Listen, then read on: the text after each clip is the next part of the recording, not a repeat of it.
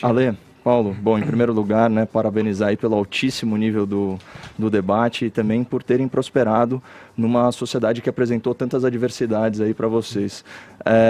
A Lei 7.716, a Lei do Crime Racial, que inclusive completou 30 anos, né, agora em 2019, ela dispõe aí sobre a tipificação, né, dos crimes de racismo no direito penal.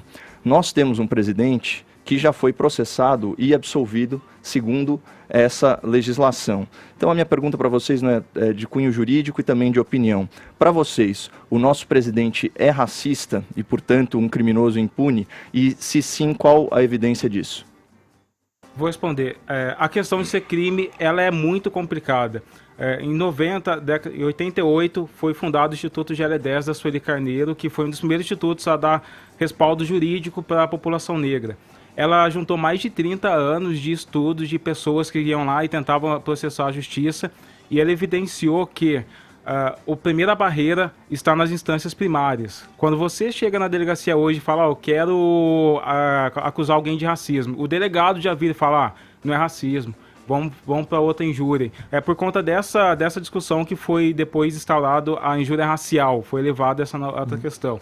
Sobre o presidente Bolsonaro, eu acho injusto chamar ele só de racista, porque depois de defender a tortura, você pode ver que racismo é só um fragmento de todas as falhas morais que ele tem.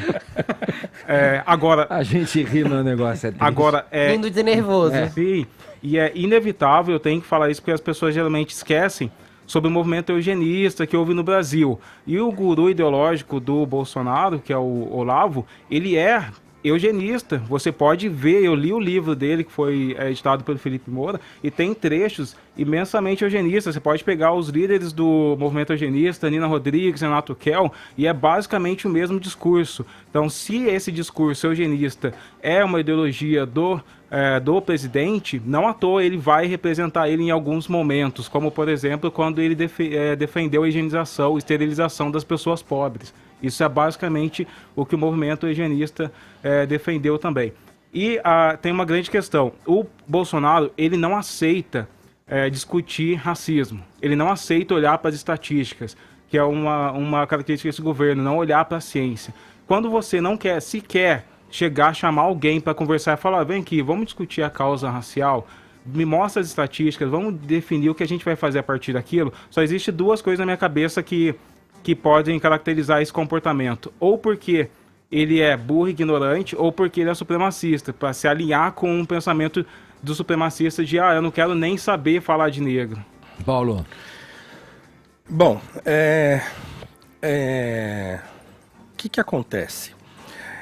Tem uma parcela dessa coisa que surgiu no Brasil que a gente chama de direita, e que eu venho tentando, nos meus artigos na Gazeta, no meu curso eu faço isso, tentando dar uma discutida nesse assunto. Então, quer dizer, direita é isso aí? Porque tem muita gente dentro do que a gente chama de direita que nega o racismo mesmo. E eu acho que o Bolsonaro é um desses. Por exemplo, ele vai lá no Roda Viva e fala, não, os portugueses nunca nem entraram na África, não sei o quê, tal, então assim, diz umas coisas, não sei de onde que ele tira isso. Meu melhor amigo é o Hélio Negão. Bom, então, escrevi um artigo crítico à postura do Hélio, fui massacrado, claro, na internet, mas é um artigo em que eu trato o Hélio com bastante, digamos assim, condescendência e carinho, e falo, cara, sai dessa posição, né? Então, assim, há uma tendência de negar o problema dentro de um setor da direita. Esse setor mais reacionário, ele tende a negar o problema. Então, eu acho que o Bolsonaro está nesse setor aí, certo? Eu não acho que ele seja racista, porque eu não acho que ele faz isso assim, é o que eu falei. Então, eu acho que ele faz isso de caso pensado. Eu acho que ele tem uma grande dose de estupidez, assim, na hora de falar. Ele não pensa, ele fala o que dá na telha.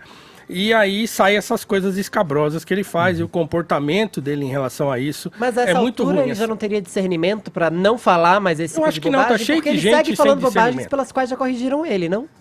Tá cheio de gente sem discernimento em tudo quanto é canto, adulto, criança. Então vocês dois velho. concordam que o Bolsonaro seria um negacionista, mas no caso do Alê, além disso, ele seria também um eugenista e racista? Eu acredito que ele tem um imaginário totalmente racista. O imaginário racista que talvez não seja ativo, em alguns momentos aparece, quando ele disse que a filha dele não casaria com um negro, alguma coisa. mas efetivamente o pensamento dele é baseado em uma discriminação racial. E a amizade dele com negros, esse tipo de coisa, não afeta... Não, porque... Eu acho que ele prejudicou isso aí. Sim. Quando ele começa a falar, por exemplo, ele é atacado de racismo. O meu sogro é o Paulo Negão. Ninguém nunca viu. Quando eu vi o cara, ele é da cor do Edgar. A própria amizade com o Hélio, eu acho que atrapalhou isso aí. Então, ele acabou colando nele esse rótulo, porque, na minha visão, ele fica tentando passar uma imagem que não é natural. Entendeu? É um troço forçado aquilo. Que a verdade nega. E é legal... Né? Acaba negando, né? É legal só a gente fazer uma comparação, porque quando o Bolsonaro nega o racismo e tenta dizer que todo mundo é igual, ele se aproxima muito do pensamento do Che Guevara.